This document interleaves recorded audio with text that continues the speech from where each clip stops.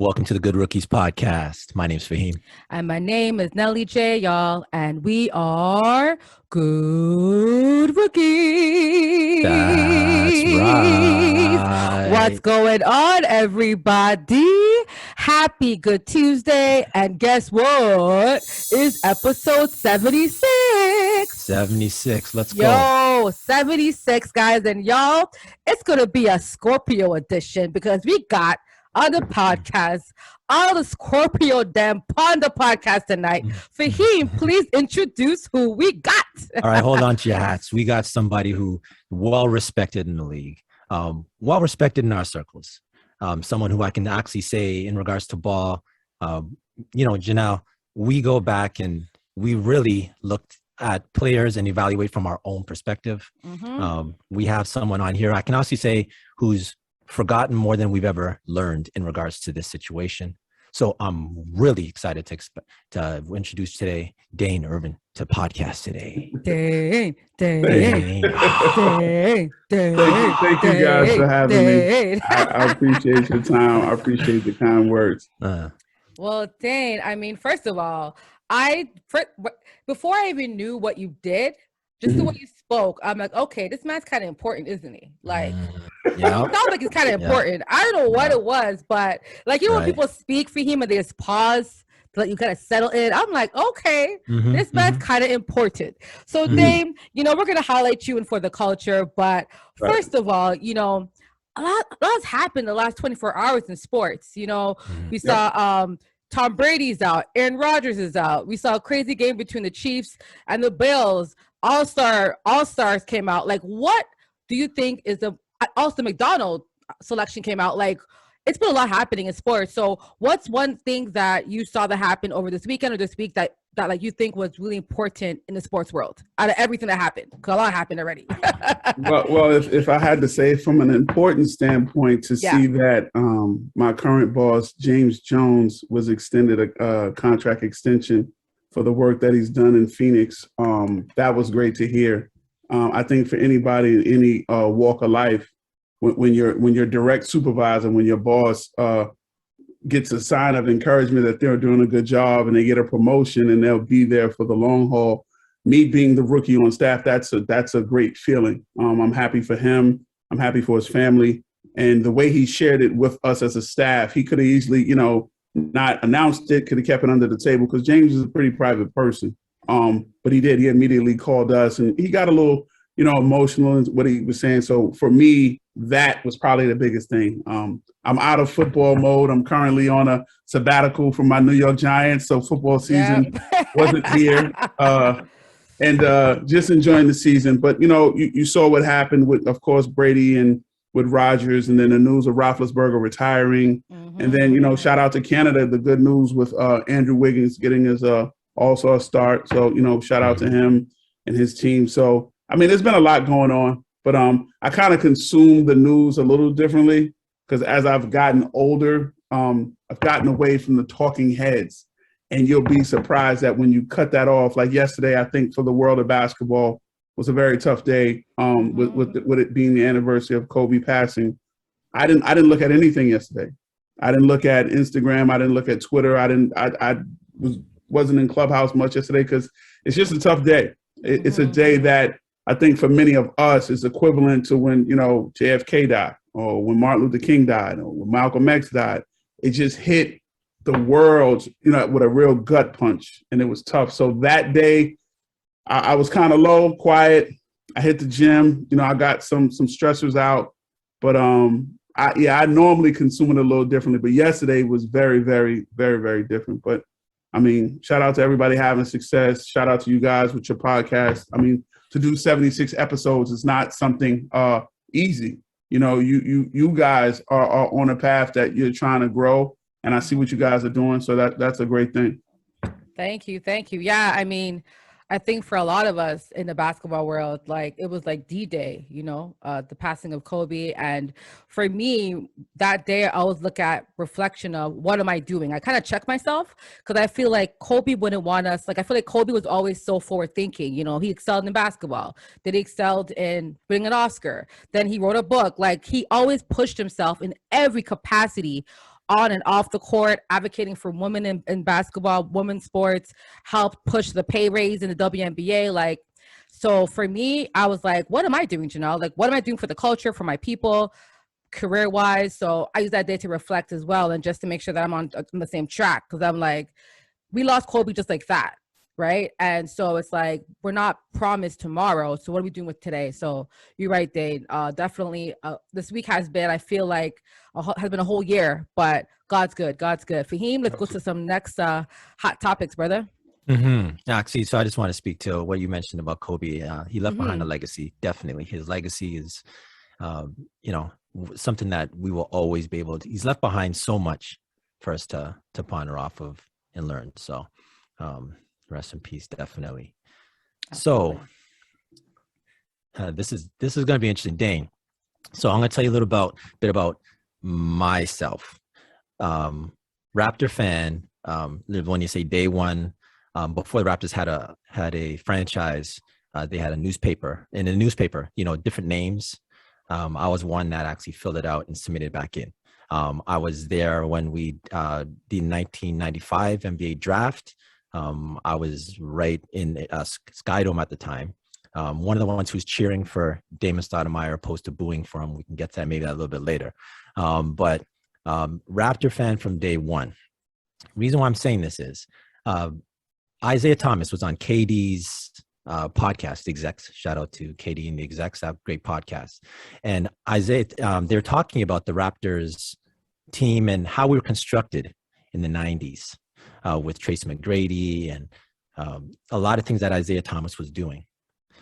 And I always want to get, especially you as being a talent evaluator, what's your thoughts of the 90s Raptors, the time we had Vince Carter, Tracy McGrady, Doug Christie, Marcus Camby, a lot of those guys early out that Isaiah Thomas constructed.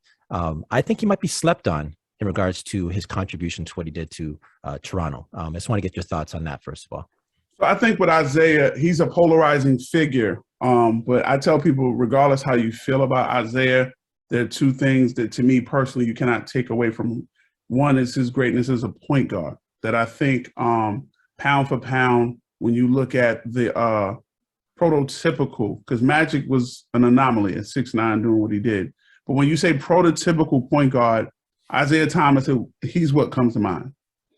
He can shoot the ball. He handled the ball. He can pass. He played defense. He was a leader of men. He led in a way that many people probably didn't like, that he had to play against. But you cannot find a teammate of Isaiah's, with the exception of Adrian Dantley. And if those who know, there's a history there. But everyone loves Isaiah. So with that being said, him being a point guard is undeniable. And then his evaluation skill. To your point, I don't think he gets enough credit for what he constructed had he didn't leave, because I want to say he left Toronto for the CBA or vice versa, but he did a marvelous job. He did an excellent job. It's always talked about in regards to Marcus at the second pick. Of course, hindsight is 2020. You look back now and you see everything that came after him. It's easy to say that now, but back then, Marcus was on top of the world. You're talking about the Final Four appearance. He had head-to-head matchups with Tim Duncan and got the best of Tim Duncan. He had someone like John Calipari, who was at UMass, that was his biggest fan. And as we see Calipari, the way he was at Memphis and at Kentucky now, he was at UMass first doing the same thing. So Marcus Camby was a huge deal. So to say that, oh, you should have took Kobe, or you should have took Antoine Walker, you should have took Steve Nash. No, that's not how that works. That's not how that works at all. When you fast forward to the Vince Carter and Tracy McGrady years, I think when you had an old school guy like Sam Mitchell, it was kind of tough, because if I'm not mistaken, Sam Mitchell was the coach. Yeah. Right. And his Butch way, Carter, actually, it might have been Butch Carter around that time too. Butch Carter, yes, right. exactly, okay. him as right. well. Right. I just know that because Tracy kind of talks about the story of, like, he couldn't play unless he played defense. Yeah, they didn't highlight his talents of his ability to score. I don't think they got enough of that out of him in Toronto. And for him being a kid out of high school in a foreign country, I tell people all the time when they try to talk about oh, the kid wants to go pro, but if he can't go pro, he'll go overseas. As close as Toronto is to America, some kids would lose their mind if they could not get back to Chicago, if they could not get back to New York, if they could not get back to LA when they wanted to. That now you have to perform. And I think at that time for Tracy, it was a lot. It was cold. You know, T-Dot wasn't the T-Dot we all love now. You know, he wasn't familiar with Caravana and things of that nature. He wasn't familiar with Young Street. He wasn't familiar with a lot of the great things that your city has to offer. And I think when you're young like that, you're more closed, you're more guarded. And I think if the Toronto we know now, that same Tracy McGrady coming, it's a different, he's probably more open, he's more willing to stay. And I think they didn't get the most out of Tracy and Vince like they should have, even though they did a great thing and left a profound impact on Canadian style of basketball. I mean, we're seeing it with a lot of the guys that are making the NBA. You know, guys like Shaedon Sharpe, guys like what's my other young fella that's up there? He's a 2023 kid. Elijah, exactly. Elijah Fisher. Like a lot of the foundations and the ways of probably grassroots hoops in Canada, it's not, people probably don't know where it comes from, but it probably has a lot to do with the seed that both Vince and Tracy, as well as Damon and Marcus, planted in the community of Toronto. Well, what's interesting to what you just said, so apparently you're right, for him was Butch Carter, but the coach before that was Darryl Walker, which I forgot. And apparently he told Tracy when he got there that he wouldn't be in the NBA so Tracy said that he told him, I wasn't going to be in the NBA in 3 years. So for some reason, we had a very toxic culture in Toronto back then, on top of them playing in Toronto, which is to Dain's point, Masai kind of cleaned that up, because you know what I mean? Like, I think I was younger, so I didn't know, like, you're watching basketball, stuff like that, but like what was happening to like Tracy and Vince, like as a fan, we weren't really, our media didn't really show that information. So I'm always shocked when I see like Tracy or Vince talk about what happened. I'm like, that happened? Because you couldn't tell, because now the media is in everyone's business, but back then a lot of things were hidden, right, from the fans. So, and of course, social media changes it all as well. But yeah, I really think, Dain, to your point, do you think a lot of recruiters now and talent evaluators are now looking up north? Because I feel like a lot of our talent, like Andrew Wiggins, Jamal Murray, a lot of them played a year or two in high school here, and then all of a sudden they're in the States. So are they being evaluated younger and younger in Toronto, so that way they can develop them, I guess, at an earlier stage in the States? Is that what's happening now? Yeah, absolutely. I mean, there's a platform, I want to say it's called North Pole. They do a phenomenal job of highlighting much of the Canadian talent. Mm-hmm. And I mean, there isn't, to your point about social media, regular media, relationships, it's very hard for someone to be in the continental United States and not be known. So everyone is always looking for the unknown that they don't know. And if they can go up into Canada, they can go down to Mexico. We've seen them, years past, go to Alaska. They're going to get the talent. At the end of the day, talent reigns supreme. So coming to Canada is not new, because, me and Nelly, I was telling you before about a young fella by the name of Denham Brown. He played at Connecticut with a really, really good childhood friend of mine, Talik Brown, and won a national championship. But Denham Brown was he was known throughout the States because he scored 100-something points in a game. And that was what? That's happening in Canada? So for him, it gained him the notoriety to get to the University of Connecticut, and, the rest is history. So it is definitely something that people are definitely going more and more into Canada. It's just, of course, you have to have the proper relationship to make sure you're, in the lack of a better term, make sure you're mining out the proper talent, because you don't want to spend time in Ottawa, Calgary, in the wrong area, and there's no players there. If it is Toronto, if it is Vancouver, if it is, towards the Nova Scotia side where the talent exists, then that's where people will go. Okay. Well, I do want to plug On Point Basketball. He's run by Drew, and they actually highlight talent from, I would say, 11 up to high school. And they do a lot of tournaments. Actually, one tournament we had in Toronto, Drake was there, watching these like younger players that are going to be upcoming. So yeah, I'd also plug On Point. And then our BioSteel, right, Fahim? That's like the McDonald's, I guess, version to like your McDonald's game. BioSteel is what we call BioSteel. It has all the top Canadian talent in the country. So I'm gonna plug those two for you to look out for. Yeah. Shout out to them for sure. Dain, I just want to ask this. So you see how the game's changing now?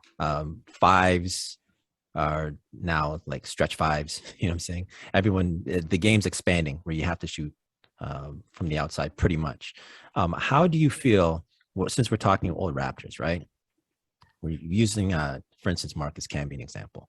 Marcus Camby, he had a mid-range, but he really didn't extend out to threes like he did now. In today's game, if you were Marcus Camby in today's game, how do you think, or like, is there a player comp that you think would be for Marcus Camby in today's game right now?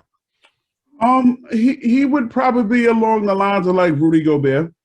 The length, the ability to change the game with his defense. Marcus played a very long time. Marcus played 17 years. But I can honestly say with the trajectory that Gobert is on, it's going to shoot well above what Marcus accomplished in his 17 years. You probably can look at Gobert's resume of all NBAs and all-star teams and, locks leaders and defensive player of the years. I want to say, I think Camby did it once, whereas Gobert's already done it 3 times. So it's like he could be in that mold. Where I think this era would have helped Marcus a lot is the fact that he played in the era where it was still very physical. His time in Toronto, and then he went to the Knicks. And you're talking about a real, as we would say, bump and grind style of play. Well, his frame wasn't welcoming that. He was more of an up and down, faster style of play. So you talk about getting to the dunk spot, which is kind of right below the box as a big, and just being able to catch lobs or catch and dunk, and then rim run as far as defense and offense. That would have helped him a lot. He had great hands. He had great dexterity as well. So I think much of what Marcus and how he played with the proper coach now, it would have pulled even so much more out of him, believe it or not. Nice. I like that player comp there. You know what, Nelly, let's go to For the Culture. For the culture, we like to highlight individuals for the culture.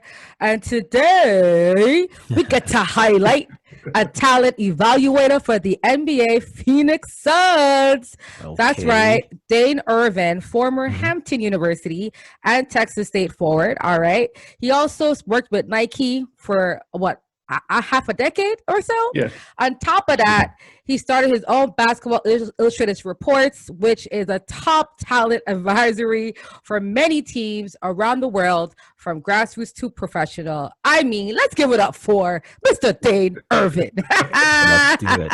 That's right. Woo, Dain. Yes, ma'am.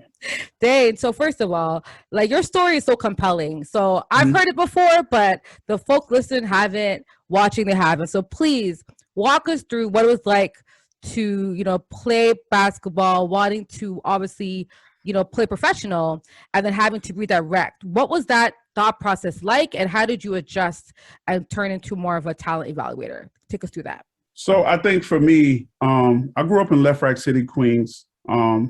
It's not the best of places, not the worst of places. At the same time, I was fortunate. Lefrak City is a square mile housing development, 20 buildings, 18 stories high, but it's rich in a basketball history. 2 of my mentors, 2 of the guys that I looked up to, taught me everything that I know. One was Kenny Smith. He grew up in the Columbia building, and then Kenny Anderson, who grew up in the London building.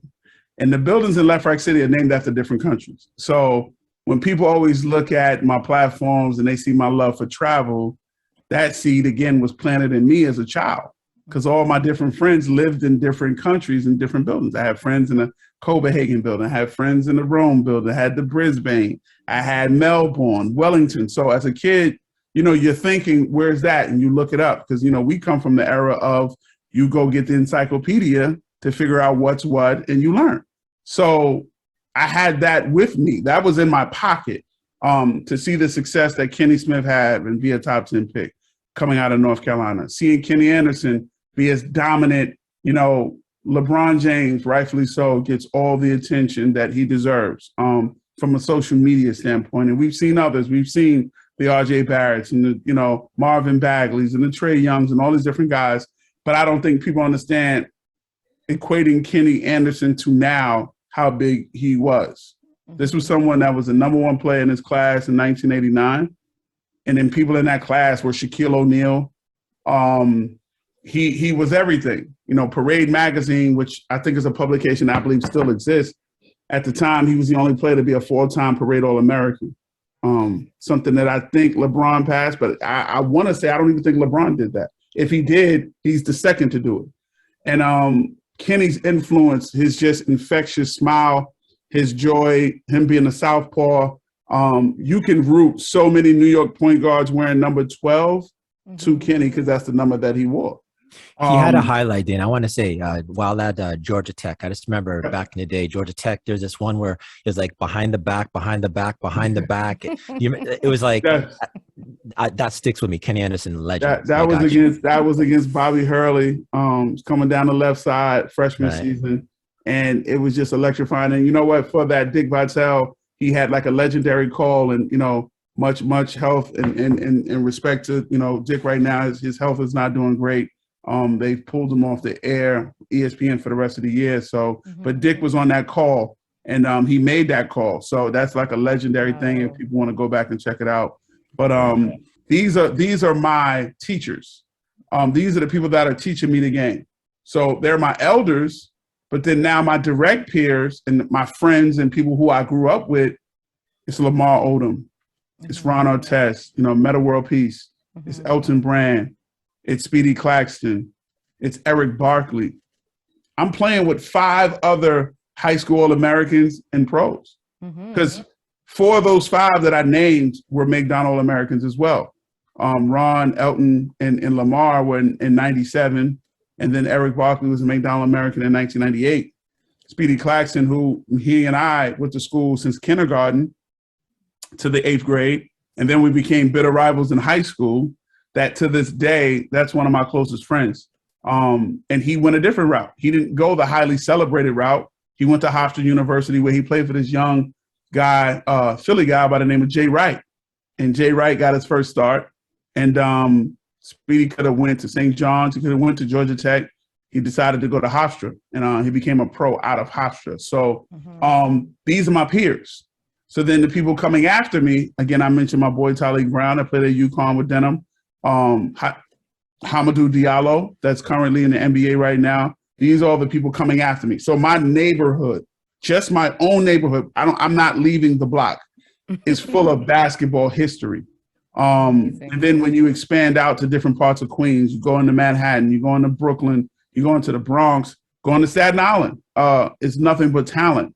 I was raised and I came up in New York City where, yes, it still mattered. It was, and still to this day, it's the Mecca. People may, question it, but it really was the Mecca and it was really thriving. You wanted a guard as a college coach, you came to New York City. You wanted a scoring guard, you came to New York City. We didn't have much size, but if you wanted someone to handle the ball and all these things, you came to New York City. So everyone has their own path as we start getting older. I was very young coming out of high school, so I did a prep year at the famed Northfield Mount Herman. It changed my life because it opened my mind up to the world. I have friends that to this day I speak to in some of the smallest and biggest places around this globe. And it made me see basketball in another way. So while I'm at this prominent New England prep school, and we had a great run at the time, we took the school to its first NEPSAC championship where we fell short to Winchendon prep school. I formed some great relationships, but from there, I went to Hampton University. So I go from a prestigious, as we would say, PWI college, but a PWI prep school to going to Hampton University. And Hampton was Royce Ferrari of HBCU schools. It wasn't a culture or shell shock to me, but it was different because the high school and the prep school that I went to was predominantly all white. But now I'm in all black school, but I came from an all black neighborhood, so it wasn't an issue. Great experience. We actually got a chance. I played Vince Carter my freshman year. They put a pretty shellacking on us pretty bad. And to see them sell out for little old Hampton was an experience. I tell Vince to this day, he had the loudest 12, 14 points I've ever seen. And Antoine, who was on that team, had the quietest 35 I ever seen in my life. We didn't even know he was scoring, but Ed, like me and Ed talk about, he was throwing underhand alley-oops like from 3/4 court, and Vince's athleticism was just out of this world. But again, through this whole path for me, did I think I was not going to the NBA still? No, I still thought I had a chance.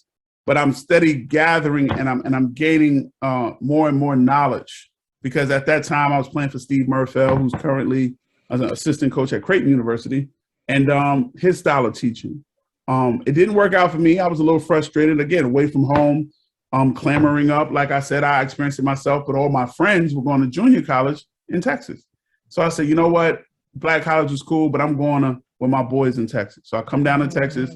Third game in, we playing against actually Flip Murray. I want to say he played for Toronto. I think he played for the Raptors at one time. But Flip Murray, who's at junior college as well, I broke my wrist. So now I'm out for a medical red shirt. Medical red shirt. All my friends that were there with me, they move on. I come back the next year. I'm not so much comfortable. Yeah, it didn't go great, but I end up attending Texas State from there.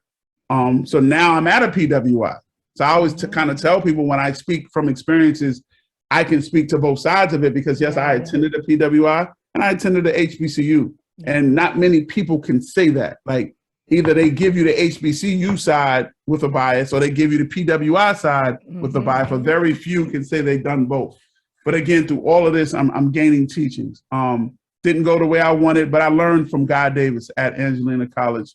I moved on to Dennis Nutt, who actually played in the NBA with the Dallas Mavericks. He was my college coach at Texas State. I learned the teaching from him. Through all these times, though, every single summer where I live now, I'm coming to Houston, because that's where Kenny Smith lived.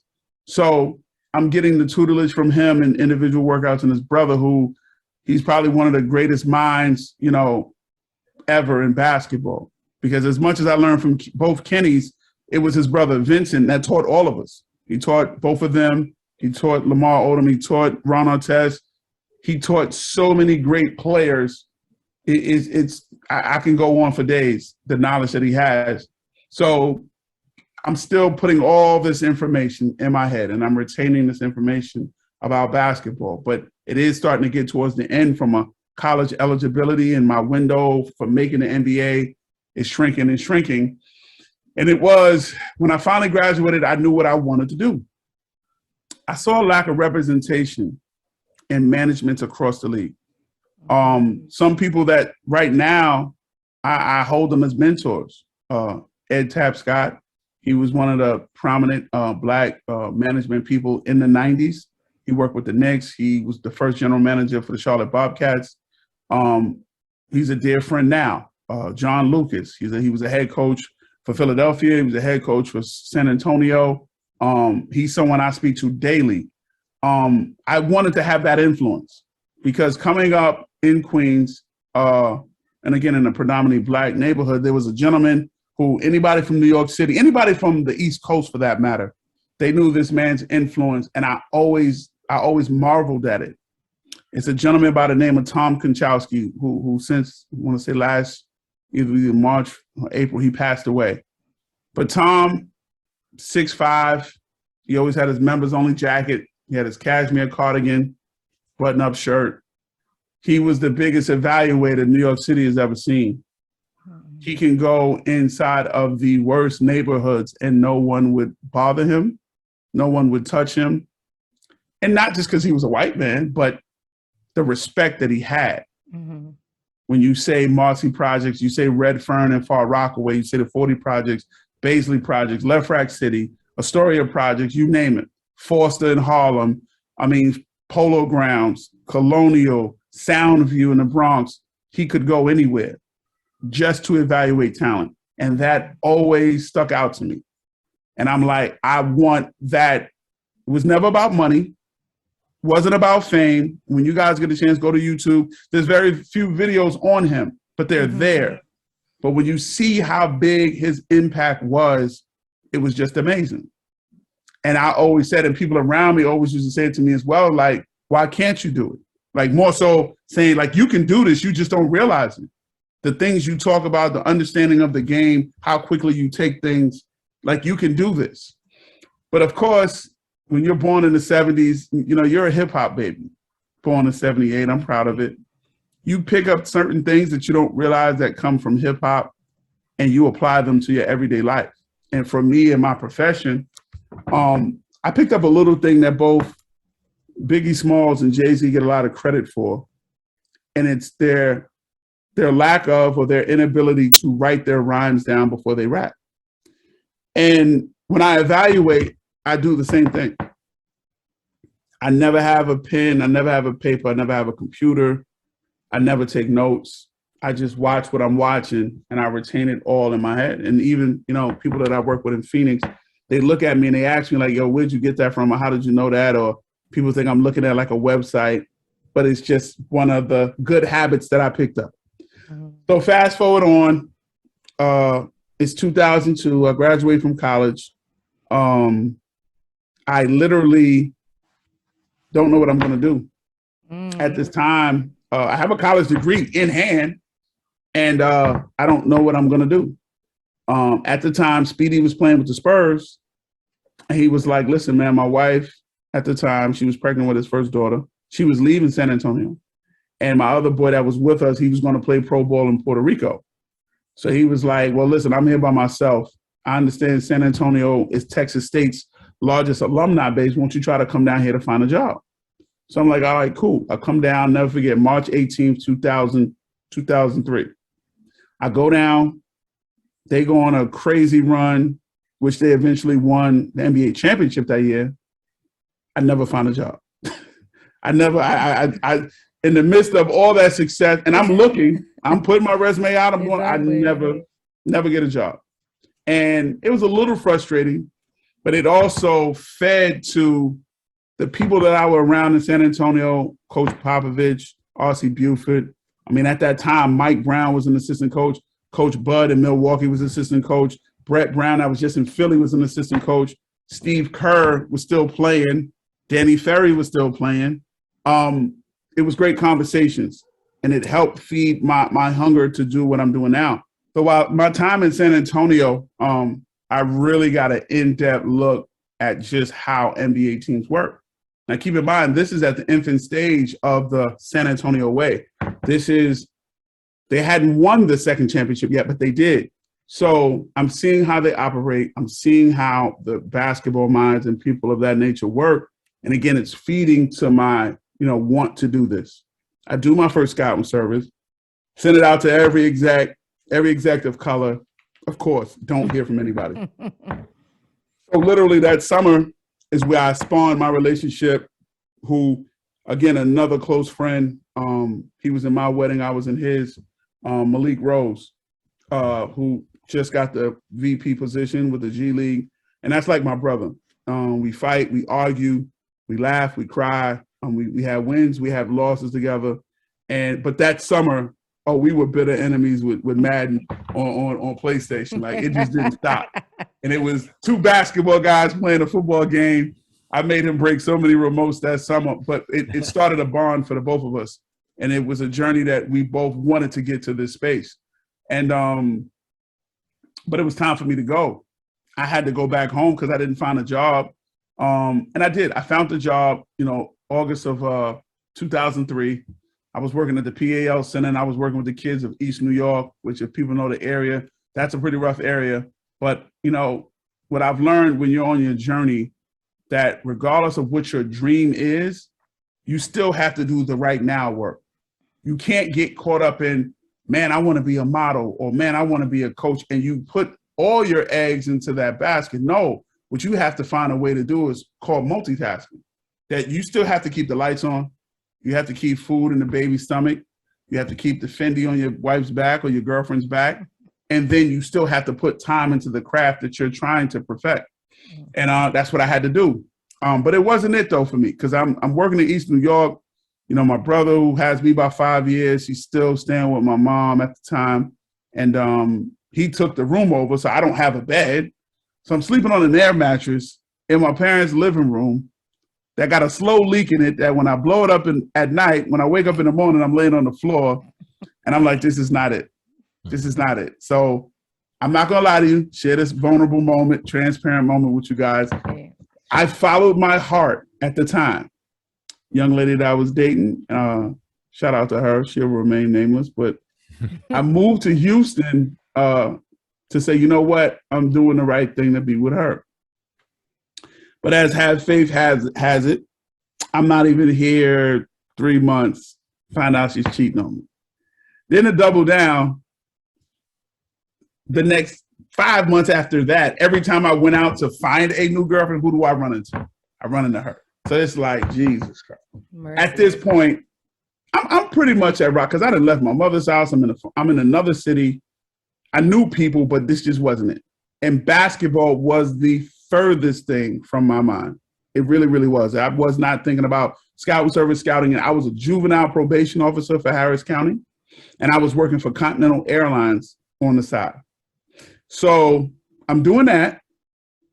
Everything's great. Fast forward to the Final Four in Atlanta. I want to say that was 2011 or 2010.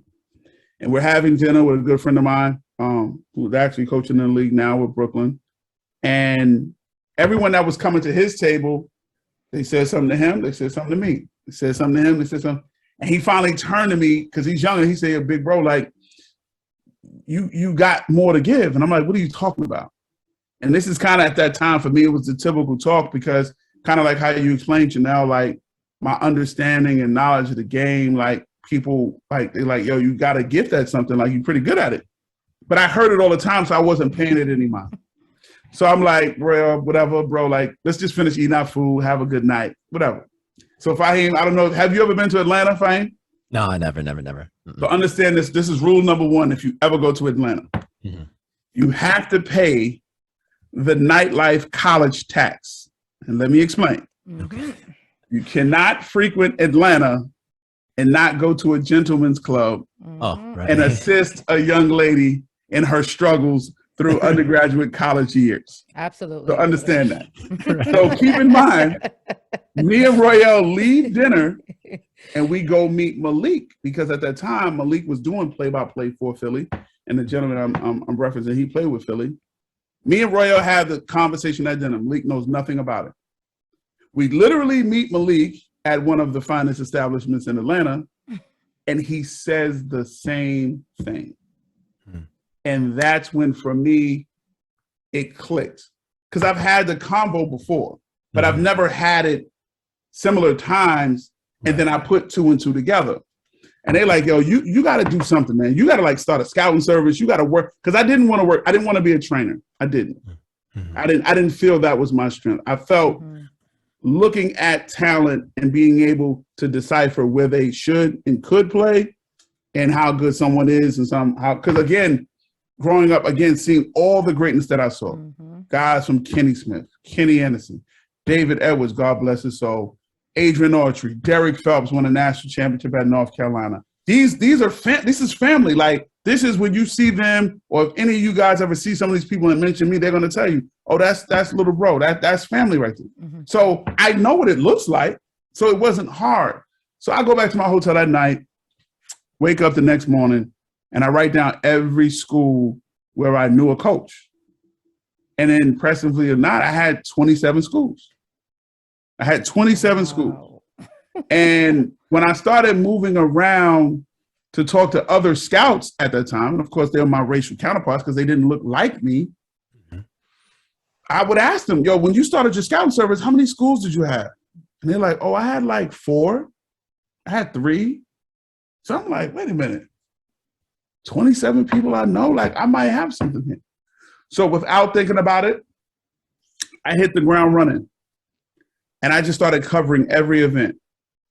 And I'm sending my reports. I still have some. I don't know if y'all want to edit this, but Nelly, I could send you a couple of my early reports. Because matter of fact, ironic enough, I have the report I did on Devin Booker in high school. Wow. So the fact that I'm working Full with him circle. now, Right. yeah, and I was spot on then to see it now. Mhm. Like I didn't have him as the best, but I was just like his cerebral play and how he plays. It's going to translate to levels way beyond high school, and to know that I said that then, it's situations like that. It's not getting in rooms and arguing with Fahim or arguing with Janelle about what she knows and what she doesn't know, and shut up, you know what you're talking about. Your bodies of work dictates what you know. Mm-hmm. So when you have enough conversations and you have enough interactions with individuals about particular topics, and then it comes to fruition, I don't have to tell Fahim, I told you so. Fahim remembers what I said and how I said it. Then when it happens, it's like, he did say that. Right. And the mature ones can humbly accept it. They understand what it is, but it's always, you know, the chaotic ones that want to be right all the time. And I'll be the first to tell you, in evaluation, you're not always going to be right. Yeah. You know, you're not always going to be right. Like a lot of people in my profession at that high school and college level got it wrong because they think you have to deliver someone. There's not a university that I've had well over 185 schools at one time. Not one school could ever tell you I told them I was going to get them said player. But what I did provide was information for them.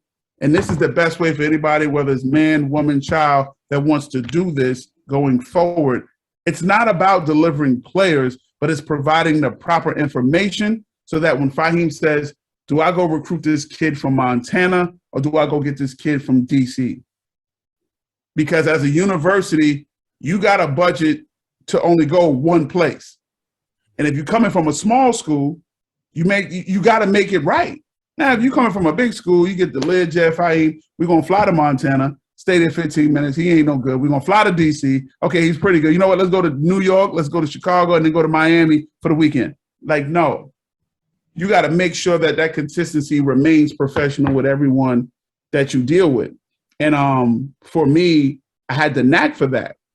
So that summer when I hit the road, I'm excited. I'm happy to call myself a scout. I'm going towards my dreams because now I've hit the dream of I'm a scout. Now you got to set more goals. You got to set more dreams for yourself. And I hit another roadblock where Van Macon, who's the associate head coach at St. John's, he calls me and he says, hey, man, you did a wonderful job this summer. Send me your invoice. So I'm like, what are you talking about? Like at this point, y'all, I covered the entire April, May, June, July on my own. I'm not thinking about the payments that's supposed to be coming into me. And I missed it. Right. I missed the deadline, though, to get my service approved. Oh. So for those that don't know, to have a scouting service in America or to have American universities to pay you, you have to go through the NCAA, in which there's a whole profile. They ask you some questions. They approve it. And then once they approve it, you get put on the approval list to have your scouting service accepted by all universities. Because the compliance office is going to look up and say, wait a minute, Janelle J, no, this is not approved. We're not going to pay her. Mm-hmm. So here it is. I never got approved. I had to go a whole calendar year before I actually got paid. And it was something that for me at that time, my support system was so supportive because they saw how dejected I was, mm-hmm. and how much I was hurt by it. But the mother of my children said it best. You are going to use this year for people to understand your writing style. Because at the end of the day, they're not paying for it. So you're going to continue the same work so that they see that you're passionate about what you're doing, that you know what you're talking about. So then now when the next year comes around, they know that you're serious about this. And that was probably the best advice I received at that time, because I didn't tuck my tail and quit. And I did. I continued to do the work. And then literally 16 months in, year and a half in, I ran into Nico Harrison, who's currently the director of basketball operations for the Dallas Mavericks, but he was working with Nike basketball. And we were at an event. I met him back in San Antonio. Because when I met him in New Orleans, he was a bigwig. He was the guy. But when he was in San Antonio, he was just a shoe rack. He was there servicing David, Malik, Steve Smith, a bunch of the guys on the team, and we hit it off great. Nico Harrison is easily one of the most influential people in basketball. This is a gentleman that signed Tony Parker before anybody saw what it was. He's the same gentleman that got Kobe Bryant to leave Adidas to come to Nike, and he became a very, very, very close friend of Kobe. But I had known him before all of that. I knew him before all of that. So we exchanged information, and just in all pleasantries that I do with business associates and friends. You know, when New Year's and all that stuff come around, you send the pleasantries out and the salutations. And that Christmas and New Year, I said it to him. And it was literally a shot in the dark. It was great seeing you back in February, because mine now is December. Hopefully we can work together in the future. And within like 5 minutes, he hit me right back. Yo, it was great seeing you as well. Don't be a stranger. Actually, we have a position open now that we're trying to fill. So I go online to the Nike website, fill out the position. I fly out to Portland, literally the day that Jerome Kersey passed away. It was a gloomy day. It was raining. The news came out that Portland Trailblazer legend Jerome Kersey died. Then I get a call from Kenny. I'm nervous, y'all. I ain't gonna lie to you. Fahim, when I say nervous, you were nervous? I'm about to walk on a Nike campus. I'm trying to get a job. Fahim, remember that last night before you was with a girl for the first time? Remember how nervous you was that night? Bro, I was that nervous. Like, I didn't know what I was about to do. I get a call, though, from Kenny saying, they about to cancel your interview. I'm like, what? Man, apparently somebody's saying you a spy for Under Armour. Because at this particular time, Under Armour was making big noise in the grassroots scene. But he's like, hold on, I got you. So I wait like 30 minutes. He calls me back. He's like, all right, man, you good. You're going to have the interview. So now I'm even more nervous because you don't want me there. I think I'm a spy, but I'm really trying to get this job. Go in, knock it out the park. Come back for a second interview. Knock it out the park. But I don't get the job. So they're like, we're going in another direction, but you're in an area that we would like for you to control because of your relationships. We understand you do a great evaluation job. And at this time in Texas was booming with talent.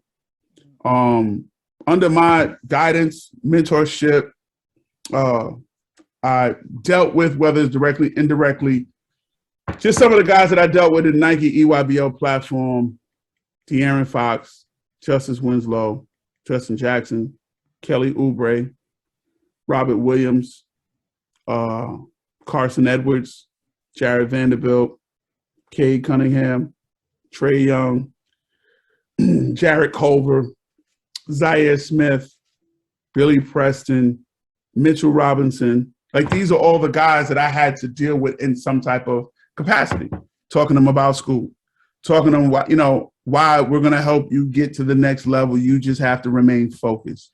And that's just, to be honest, the pros that I mentioned. I dealt with hundreds of other college players, really good college players. Samuel Williamson, right now, with everything going on at Louisville, he was a high school All-American. I had Samuel Williamson. And all these guys, never turned my back on them. Tyrese Maxey. Like, they have my number to this day. So I understand the influence of who I was dealing with and the importance, because I never wanted anything from them. Everyone around them is asking and pulling and want this and want that. That was never my angle.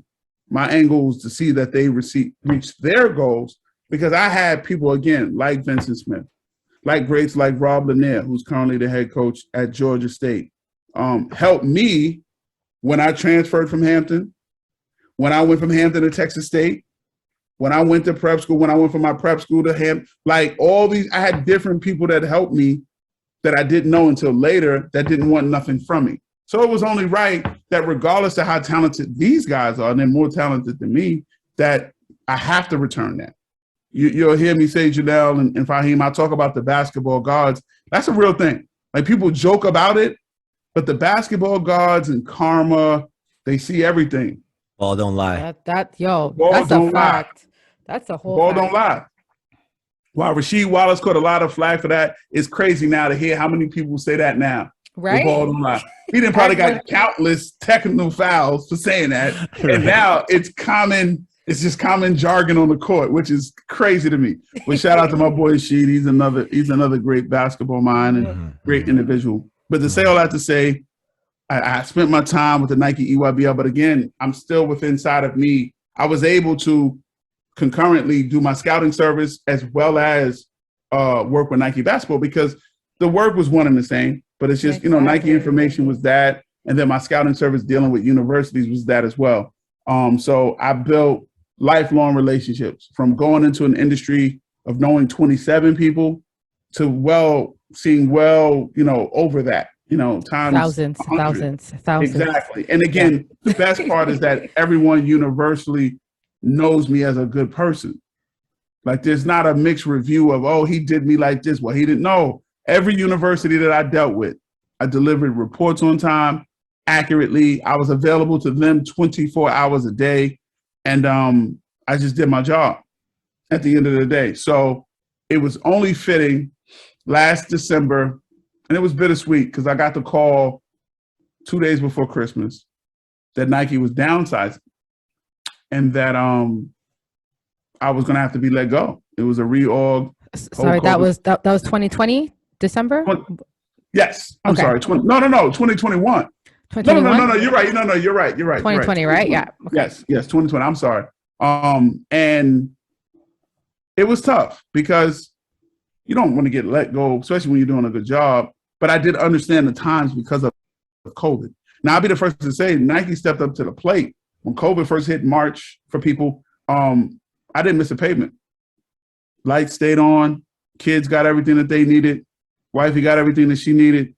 It was never an issue. But when that hit, I had Christmas shopping out the way. It was kind of tough. But they was like, we may be able to revisit it in 2021. The Nike budget starts June 1st. So there's like June 1st. I'm like, well, what am I supposed to do between December and June? But, I had my scouting service. I had some money tucked away. So I didn't fret. I didn't worry at all. But at the same time, during the pandemic, there was a great series started by my brothers, Jerome Tang, who's the associate head coach, and Alvin Brooks III at Baylor University. They both coach at Baylor University. And Nelly, Fahim, I tell you guys, if you really want to get engulfed to the ways of American culture, especially college coaches as well, go to YouTube, and it's a series called Be Ready. You see it on my Instagram if you guys follow me, Dain_Ervin. And I've talked about it there. I've talked about it on my Twitter feed at BI Reports. And you're going to get some of the best lectures. You're going to get some of the best X and O points from real college coaches. Mm-hmm. Like, this ain't like Clubhouse where we just burning time. No, this was during the pandemic, nobody going nowhere, but some of the best coaches across the country locked in and really sharpening their skills. We always say iron sharpens iron. That's what Be Ready was all about. But during these Be Ready telecasts, Coach Tang, he came to me one day. He's like, man, I knew it. I was like, knew what? Man, I knew you wanted to get in it. Because everybody, once I got close and they knew me and they knew my personality, everyone just swore I was going to get into coaching. I said, man, I'm not trying to get into coaching. They said, well, why are you on all these, webinars? I said, because I love basketball. Because, Jay, Nelly, I'll sit up here with you guys until I'm blue in the face and we can talk basketball. That's just my world. You know what I'm saying? That's me. Mm-hmm. And that when I told Coach Tang that, he said, well, why you didn't tell me that a long time ago? He said, a guy that I raised, he's like my son. He's a VP from the Phoenix Suns by the name of Ryan Resch. So he introduced me to Ryan. They're in the bubble. Wasn't a good time. Came out the bubble. Still wasn't a good time. Made the finals run. Wasn't a good time. But the whole time, me and Ryan kept building and kept nurturing and fostering a good relationship. And from there, he offered me a job. And so, here you have me now. So that's what I know. Fahim, wanted to ask something real fast. Oh, yeah. So the proof's in the pudding with you, Dain. So I want to go with this. First of all, we're gonna go out for the culture. transition out, but I just want to quickly cover, because you put a lot on the plate right now, and I'm just soaking this up. But I do have some questions. I didn't want to interrupt you at all. Soak up.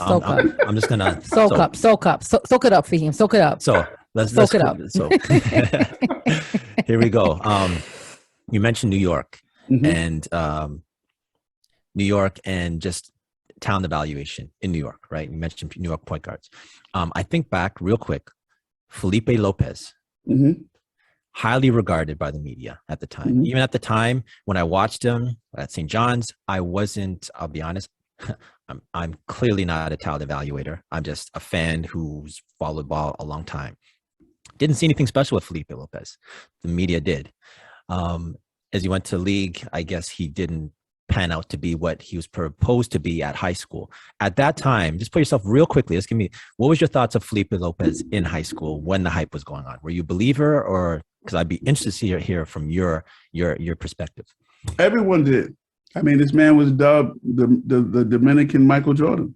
When you say you didn't see what it was, Felipe had a quick twitch about himself. Extremely athletic. Some people have dexterity on the ground. He had it in the air. His ability to twist and turn and his ability to score. It's one thing when somebody can shoot, but when you have somebody that wants to shoot and they want to score, it's a different mindset.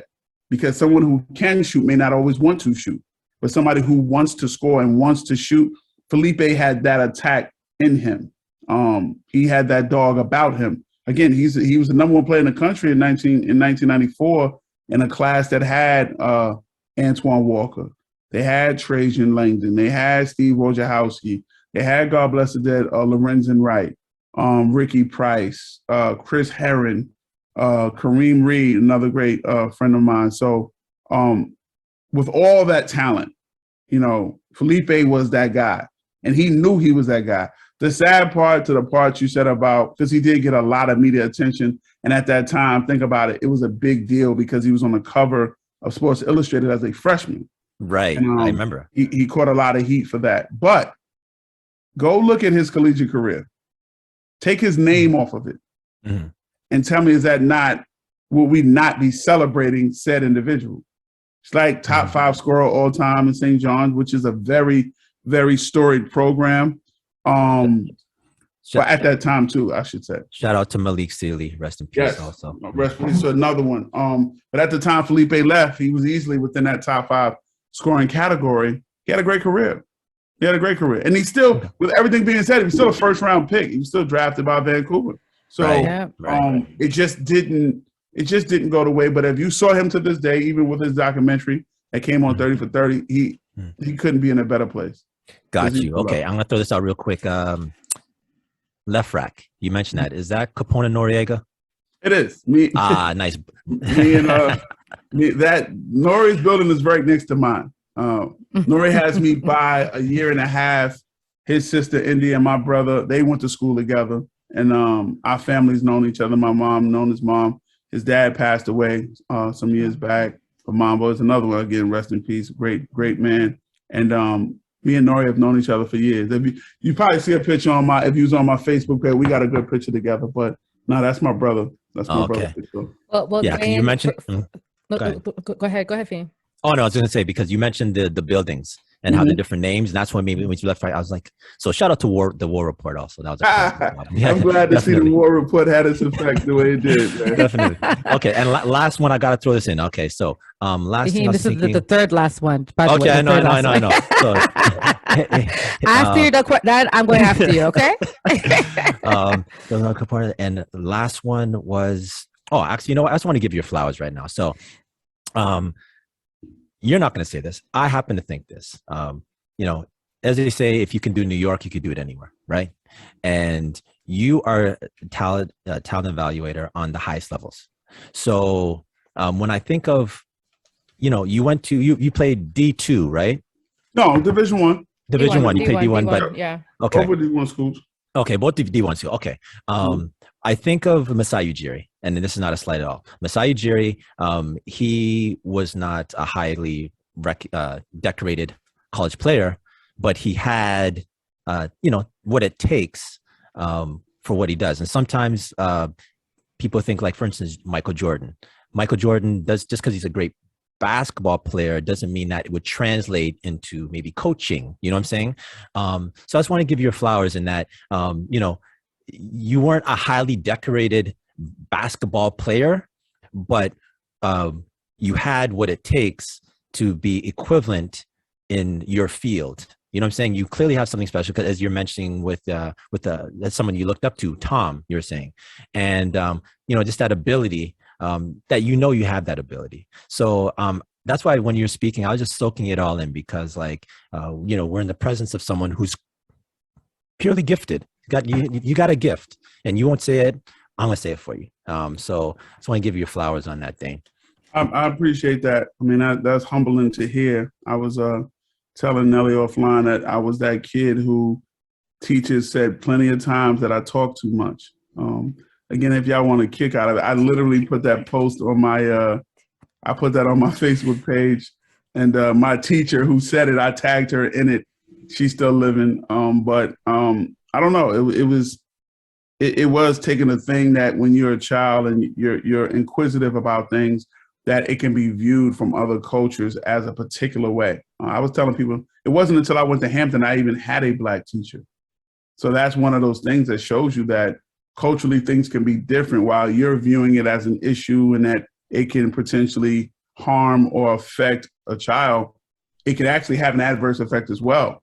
But it didn't in my case. My parents just knew who I was, my mom, my dad, my brother, and those around me. So, I mean, I appreciate the love for real, because they always say, like, the love may not always come from those that know you. It may come from a stranger, which is actually more pure and actually more honest about it. So I definitely appreciate that, Brian. No, for sure. And like, I mean, I've heard this story and I was like, yes, Dain, you have to share it, because I don't know. I feel like your story is a story about perseverance, patience, a story about like testing you, like, because you had to really, really want it that badly to stick with it. And I think sometimes in life, before we become great, like we're paused. We're always in a standstill, because God wants to know, how badly do you want it? Are you willing to sacrifice? Are you willing to eat trash pretty much to get to where you want? And I think you've persevered. You passed all the tests. You check mark everything. And now you're working for one of the best teams in the league. And yeah, like, I think your hashtag goals. So everyone, I heard the story. I hope his story really resonated with you. Soak it up.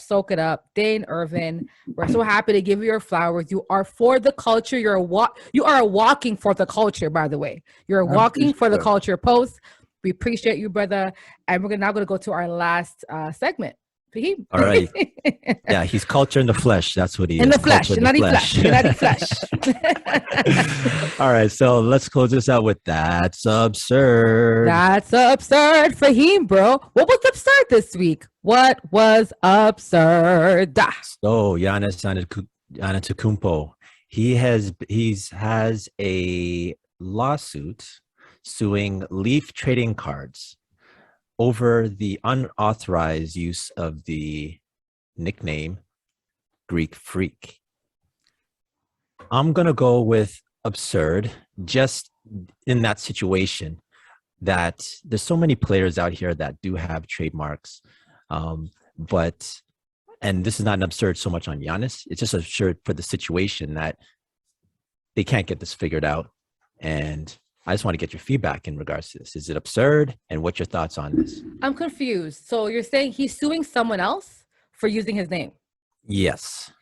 But does Giannis even own Greek Freak? I thought that was like a fan. I thought a fan made it up. So how can Giannis own a fan name? You know what I'm saying? So somebody could make it up, but if he runs and then he copyrights it, he owns it. Oh, okay. Right. Even though it wasn't his own invention of the name, really? Right. I didn't, because I thought like the person who invented it had to be the one who copyrighted it. Oh, so there is a suit that says that Giannis and Leaf Sports, they entered into an intellectual property licensing agreement, and it was a month before Milwaukee had drafted him in the NBA draft, but they terminated that just after the draft.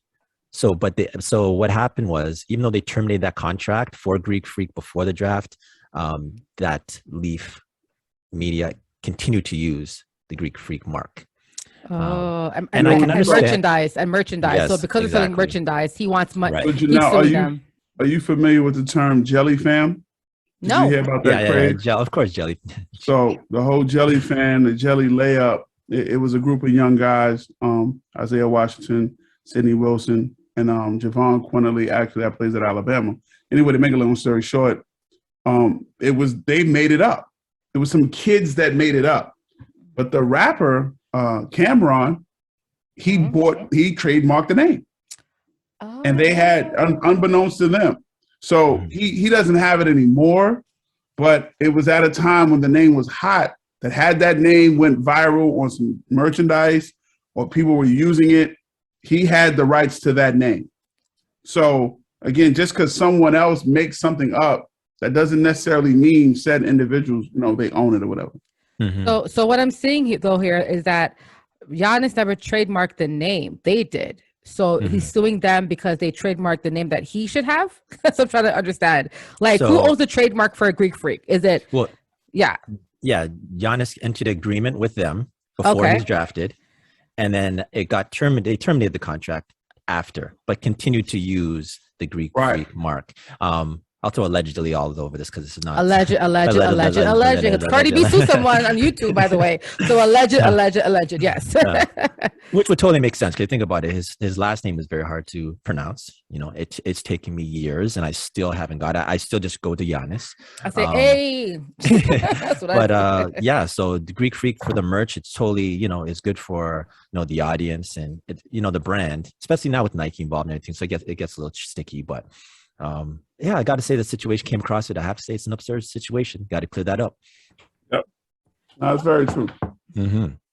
Hey, Dain, so your thoughts on this? Because do you think players, especially athletes now, they got to figure this out? Because at the end of the day, coming up, you have to try to legally lock down these situations, right? So how come why couldn't Giannis's people get this figured out from time? This is weird. It's happening now. It just depends on probably how big his business group may be. He may not have a big, group that are watching over this, even though I doubt that because he is, he's an NBA superstar. At the same time, they may look at what was made from it and listen, we don't want no money from you, but you can't make no more money off of us. We could stop that. I don't necessarily think it's what's the word you said? Ridiculous? Absurd. I don't think it's absurd. Yeah, it's not absurd for me either. Right. I don't think it's completely absurd. It's just either a mix in communication or, again, someone trying to get over. But they'll get to the bottom of this. This is not something that it's going to be drawn out. Right. So they'll be fine. Yeah, I mean, the guy is an NBA champion now, so he should get this stuff figured out. It's about time, Giannis. Definitely. Shout out to Giannis. Definitely.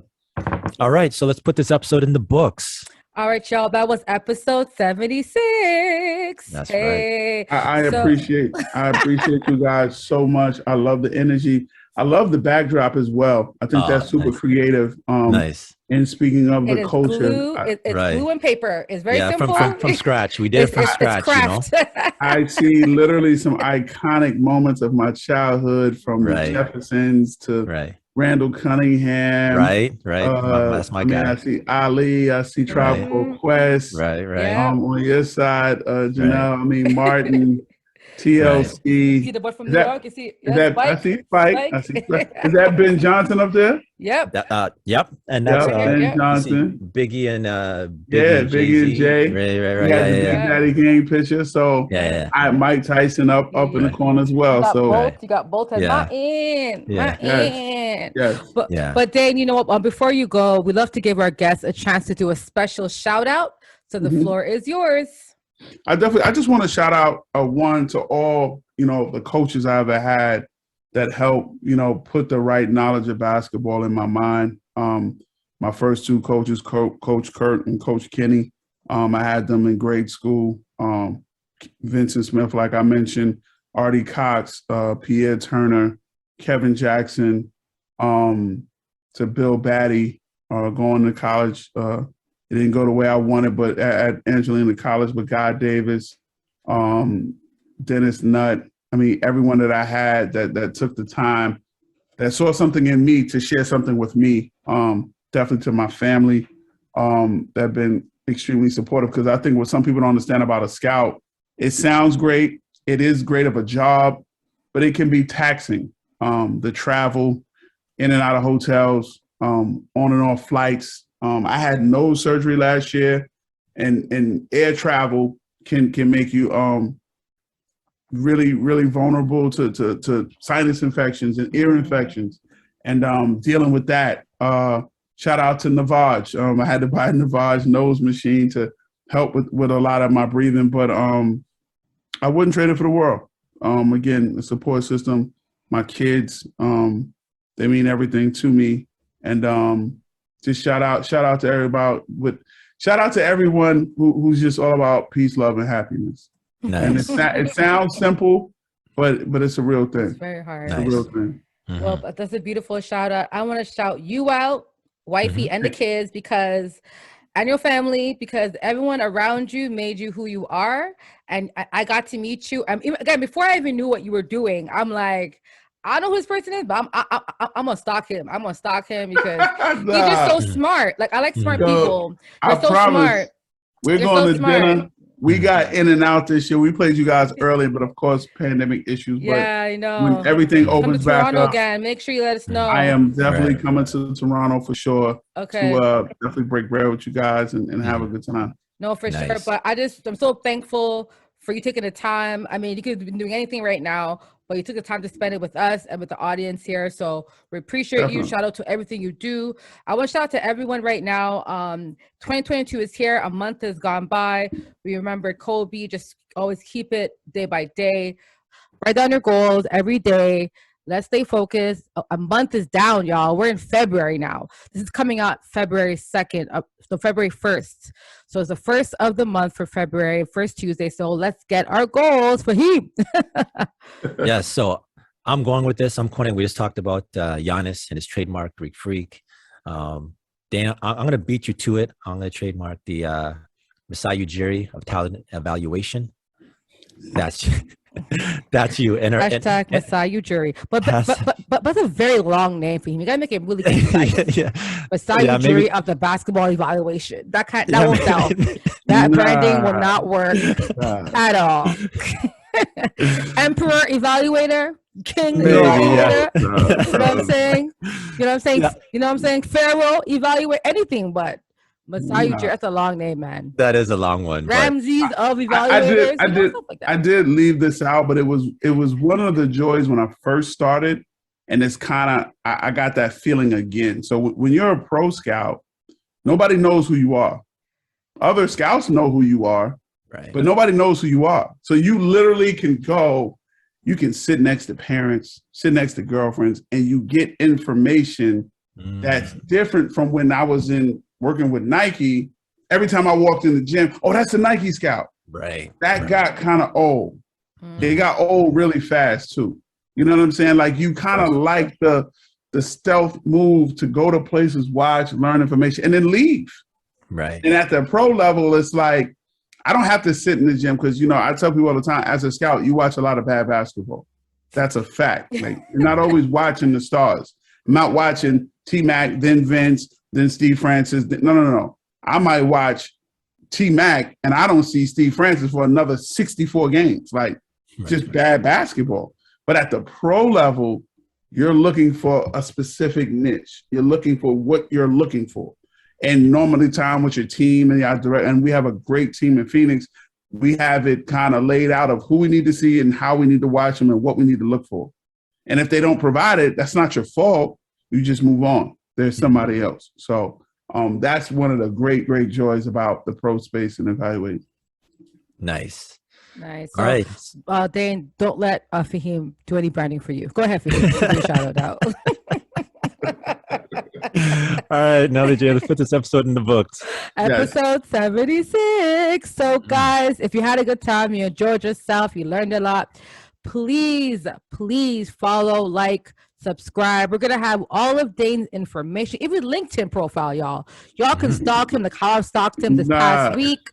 Feel free. We know where he lives. We know his birthday. Listen, man, we got you, y'all. We'll hook you up. Fahim. That's right. We're on all our platforms. If you're looking for us, you want to take us in, we're there for you. Dain, once again, thank you very much for coming through. That's Good Lucas Podcast, episode 76, and we out. Peace.